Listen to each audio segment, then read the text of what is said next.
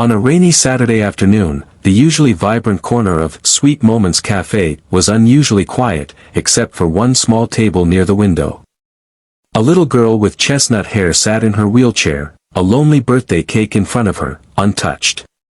Her big brown eyes carried a weight far too heavy for an 8-year-old. The candles flickered, waiting for someone to cheer, waiting for someone to sing. But no one came. Across the room, a single father named Daniel sat with his son, Noah, quietly eating their modest lunch. When Noah tugged his father's sleeve and whispered, "Daddy, why is that girl all alone on her birthday?" Daniel glanced over and felt his heart twist. He knew that kind of loneliness, the kind that leaves scars deeper than anyone can see. The girl's name was Lily, daughter of a well-known CEO who spent more time in meetings and on airplanes than at home. A car accident months ago had left Lily paralyzed from the waist down. The tragedy had stolen not only her ability to walk but also her once lively smile. Her father had promised he would make it to her birthday this year, but hours had passed, and the empty chair beside her told the truth: promises don't always come with love attached.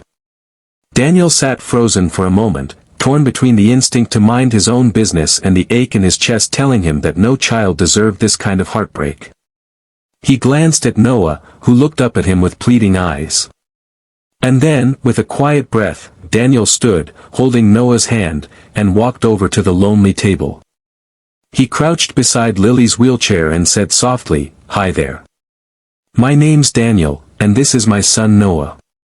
We were wondering, would you mind if we joined your party?"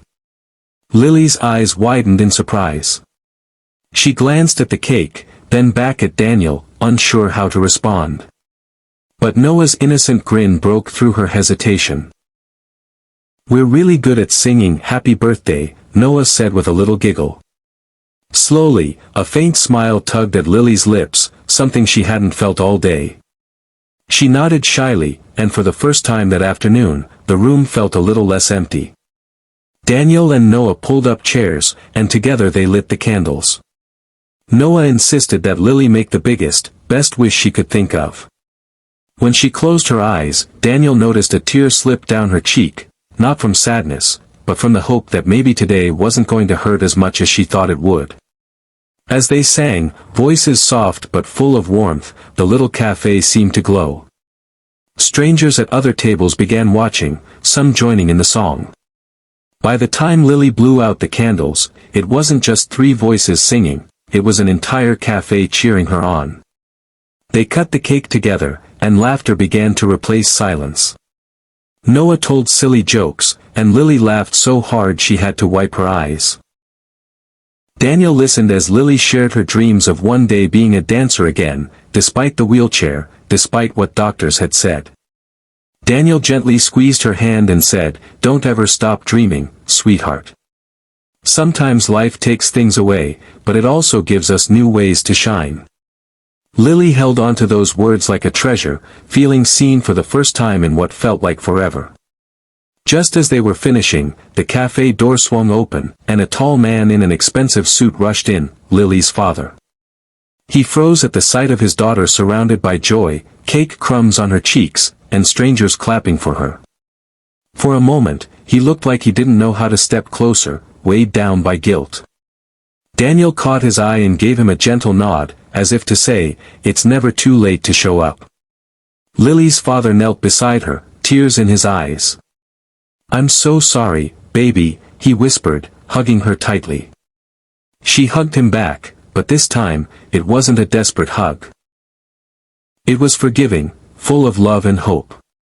Daniel and Noah quietly slipped away, not needing thanks. But as Daniel looked back, he saw Lily smiling brighter than she had all day, surrounded not just by one father, but by kindness that had reminded her she wasn't invisible. That night, as Daniel tucked Noah into bed, his son asked, "Daddy, do you think we made her happy today?" Daniel kissed his forehead and whispered, "I think we reminded her she's loved." And sometimes, that's the best gift anyone can give. The next day, a bouquet of flowers arrived at Daniel's doorstep with a card that read, "Thank you for giving my daughter the birthday I couldn't. You reminded me what truly matters." And from that day on, Lily's birthdays were never lonely again, not because of fancy gifts or big parties, but because one act of kindness had opened the door to love, forgiveness, and second chances. Because sometimes, the smallest gesture, a smile, a shared slice of cake, 3 simple words. Can we join you, can change someone's life forever.